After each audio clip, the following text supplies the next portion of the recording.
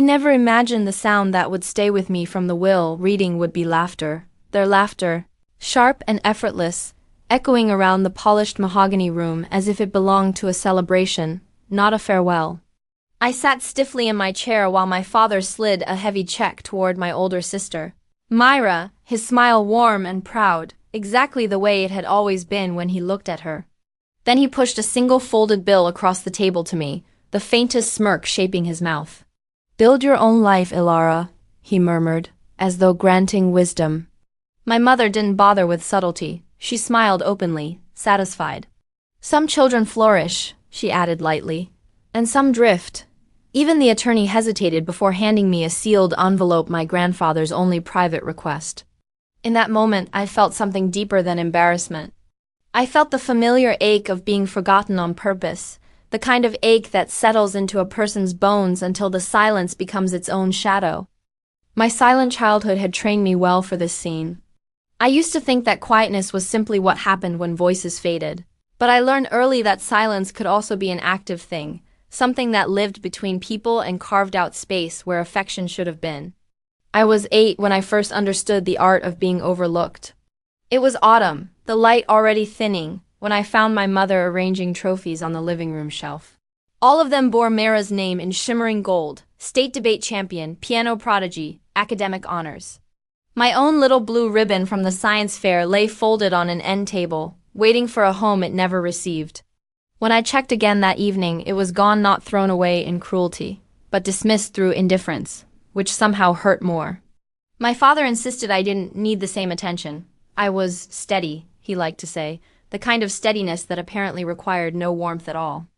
The only person who never treated me like background noise was my grandfather, Elias. He had a voice like slow-moving water, gentle but patient, as if he was willing to wait for me to speak whenever I was ready.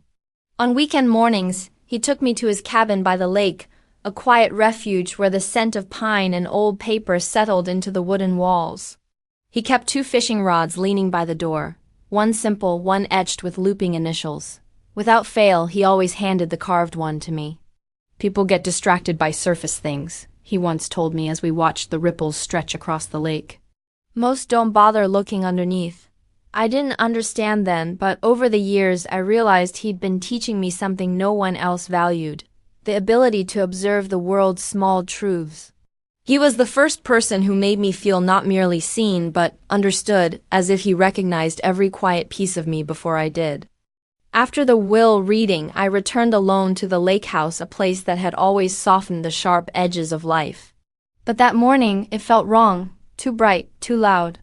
My parents and Mara moved around the house as though they owned its silence, rifling through drawers, lifting framed photographs, speaking in clipped, decisive tones about valuations and asset distributions. None of them seemed to notice that grief could have been resting somewhere in the corners of the room. I stood by the window, watching frost dissolve on the railing, still hearing their laughter from the day before. Myra eventually drifted toward me, cradling a mug she wasn't drinking from. "It shocked all of us," she whispered, eyes fixed on her reflection in the glass instead of on me. "Not me, us." Even her sympathy found its way back to her first. When my parents reached the small pile assigned to me, the single bill, a key, and that sealed envelope, my mother paused only long enough for the silence to harden. "Build your own life," she repeated softly, as though granting a blessing instead of delivering a verdict. I didn't argue. I just held the envelope, feeling its weight press against my palm like a promise I wasn't brave enough to open yet.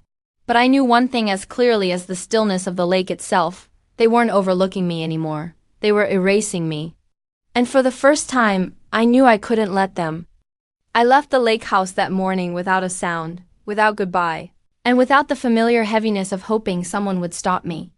The air outside bit sharply at my cheeks as if urging me forward. I placed the sealed envelope on the passenger seat beside me, a quiet companion holding more weight than anything my family had claimed. I drove to the small hilltop my grandfather used to take me to for hot cocoa in winter. The innkeeper Marin recognized my last name but didn't pry. She simply handed me a brass key and pointed toward a corner room overlooking the frozen ridge. A small mercy. Inside, sunlight pooled across the wooden floor, steady enough to calm the echo of yesterday's cruelty. I sat at the desk, took a breath, and finally broke the seal on the envelope. Inside was a single key, a short handwritten letter, and a string of numbers. My grandfather's handwriting curved gently across the page, the way it always had. "Begin where the truth was first twisted," he wrote, no explanations. No instructions. Just a quiet invitation into a darkness he had never spoken aloud. I read it twice more before laying the paper flat on the desk, my heartbeat skimming the edge of familiarity and fear. The numbers puzzled me first. I wrote them into my notebook, rearranging them through every pattern I could think of: dates, coordinates, account identifiers, ledger entries. Something about them tugged at an old memory, the summer I'd watched my father advise a client while, muttering about threshold limits and rounding strategies, I compared the numbers again and slowly a shape emerged, not an account number, not a date. A pattern of payment, small, repetitive, always just beneath the level that would trigger automatic review.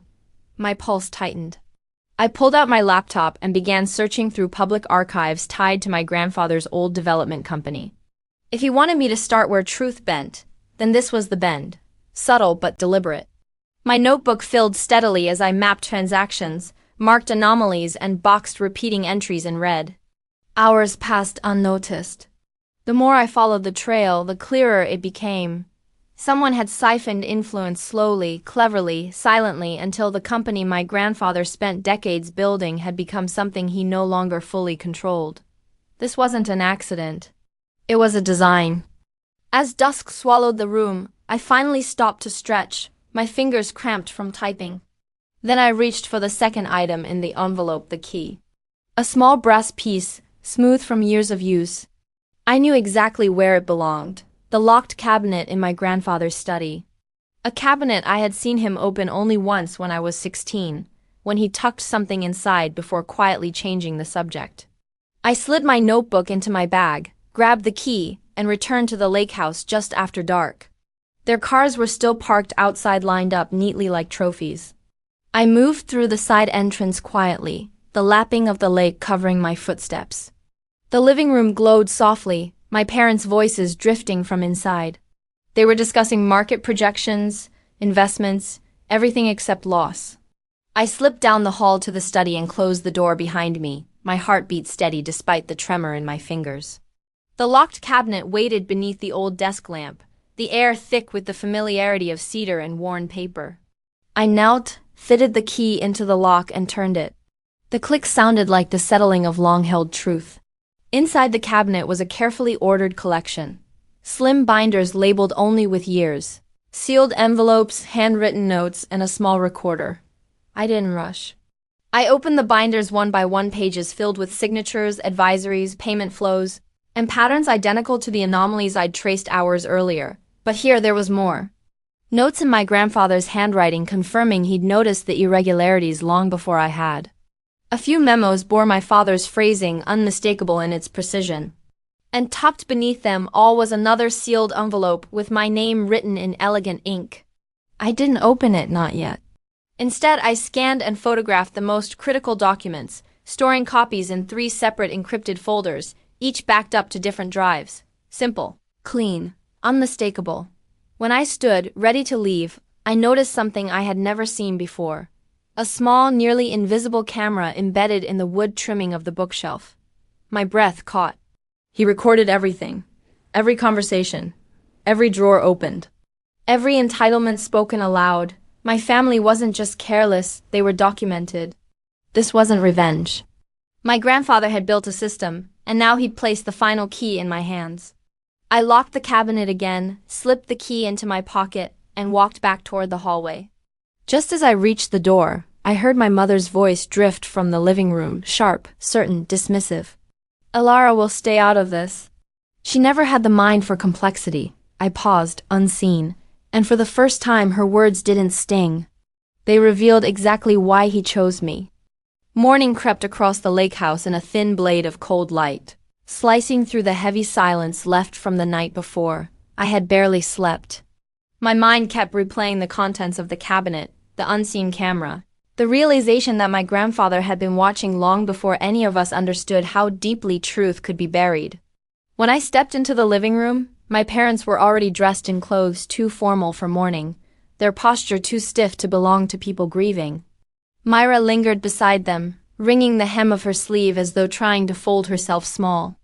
A knock cut through the quiet, and all three of them straightened, anticipation brightening their faces as if expecting someone who would affirm their entitlement. But it wasn't a solicitor or a representative.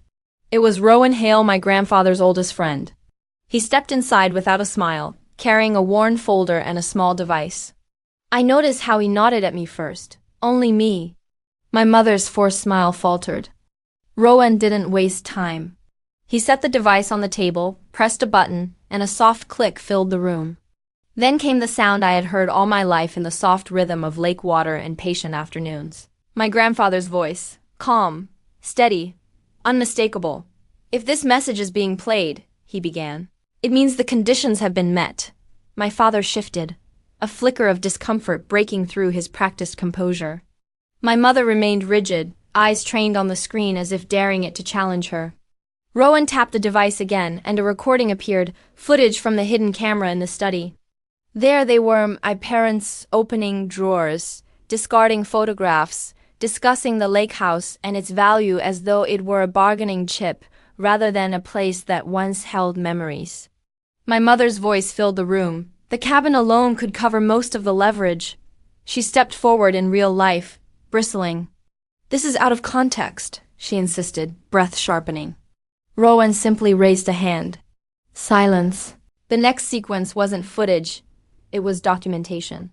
Cleanly scanned financial records projected on the small screen, showing the same anomalies I'd traced in my notebook the night before. Rounded numbers, recurring payments. Advisory notes written in my father's crisp handwriting. Signatures from my mother on memos she once claimed were irrelevant housekeeping tasks. My father let out a sharp exhale. "Old paperwork," he protested. "Misinterpreted." Before he could say more, my grandfather's voice returned, this time softer, carrying an exhaustion I had never heard in life. "Elara," he said, "if you're hearing this, then you already see what they never thought you would. This isn't the end of the story, it's the beginning. What comes next depends on the choices you make with the truth they tried to bury." My mother's composure cracked. Panic flashed across her face like lightning slicing through a storm. "Elara, stop this. You don't understand how these matters work," she said, her voice thinning. But I didn't look at her. I opened my bag and placed the cabinet key onto the table. The small metallic sound felt like a verdict. Rowan opened the folder and withdrew a set of papers, each stamped and signed long before my grandfather died. "These are Elias's final directives," he announced. "Your father and mother retain the assets originally assigned. Myra keeps her trust. But the remainder of the estate, including controlling interest in the foundation, passes solely to Elara." My father shot to his feet. "Absolutely not. This can be contested." Rowan nodded calmly. "It can, but if contested, every asset defaults entirely to the foundation." That was Elias's stipulation. "And there is another clause, one involving possible legal review of past advisory work." You know exactly which work he meant. Silence attempted to fill the room, but it couldn't settle. My mother's breath hitched audibly. Myra looked down at the floor, her face pale, her throat tightening around words she didn't dare speak. I didn't gloat. I didn't even smile. I simply nodded at Rowan, a small acknowledgement to the man who had kept my grandfather's truth alive. Behind us, the lake outside the window was still, unbroken. Even the house itself seemed to hold its breath. The shift wasn't loud or dramatic. It didn't need to be. Truth, spoken clearly, doesn't shout. It simply stands and requires others to face it. After everyone left, the lake house seemed to exhale, releasing the tension that had clung to its walls for years. The quiet inside felt different now, not the old, heavy kind that smothered me, but something softer, like the air after a storm. I stayed in the study long after Rowan had gone, my fingertips resting on the worn edge of my grandfather's desk. That desk had always been a boundary one I'd never crossed until now. I traced the grain of the wood, the faint indent from where he used to tap when he was deep in thought. A stillness wrapped around me, familiar and comforting, as though the house itself had been waiting for this moment.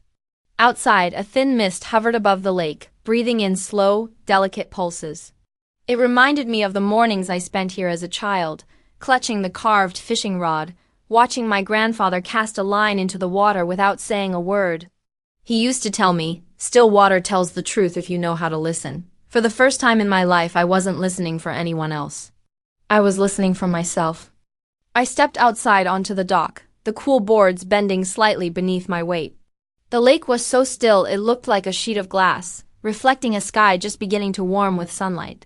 I sat down at the edge, letting my feet hover above the surface, the cold air brushing lightly against my skin. I didn't replay what had happened inside. I didn't wonder whether my parents felt guilt or fear or loss. I didn't worry about Myra's confusion or her attempt to shrink herself into the background during the confrontation. Their reactions weren't mine to carry anymore. For so long, I had mistaken silence for emptiness, believing it was a space filled by the absence of love. But now, sitting above the quiet water, I understood something different. Silence can also be clarity. It can be truth settling into place. It can be freedom. As the sun rose higher, a golden stripe stretched across the lake, reaching toward me like an invitation.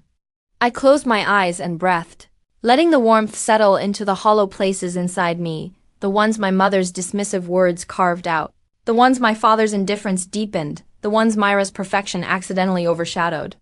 None of those spaces felt sharp anymore. They felt open, ready. I stood eventually, walking back toward the house with the slow, steady confidence of someone who no longer needed to be unseen. Inside, I gathered the binders, the notes, the second sealed envelope still waiting to be opened, and the recording device Rowan had left behind. I wasn't afraid of what came next. I wasn't eager for confrontation. What I wanted, what my grandfather had always wanted for me, was simple: to choose my life instead of inheriting one shaped for someone else. When I looked at the lake house, I no longer saw a place where I had been overlooked. I saw a place where I had learned to see. Before locking the door behind me, I opened the second envelope my grandfather had left me. Inside was a single sentence written in his elegant hand. "You were never the quiet one, Ilara. You were simply the only one listening." My breath caught not in grief but in recognition. He had known me all along, even when I was still figuring out who I was. I folded the paper carefully, slipped it into my pocket, and stepped outside, letting the door close gently behind me. The lake house didn't feel like a burden anymore. It felt like a beginning. A quiet, unforced beginning. As I reached my car, I paused once more to take in the stillness of the lake. No voices echoed in my head. No accusations. No expectations, just the calm rhythm of my own breathing. Some endings arrive with chaos, some with thunder. But this one arrived softly, like the settling of dust in an undisturbed room. And in that softness, I found the freedom I had been waiting for. I drove away knowing the silence finally belonged to me. If this story touched your heart, don't forget to subscribe and leave a comment. I'd love to hear your thoughts.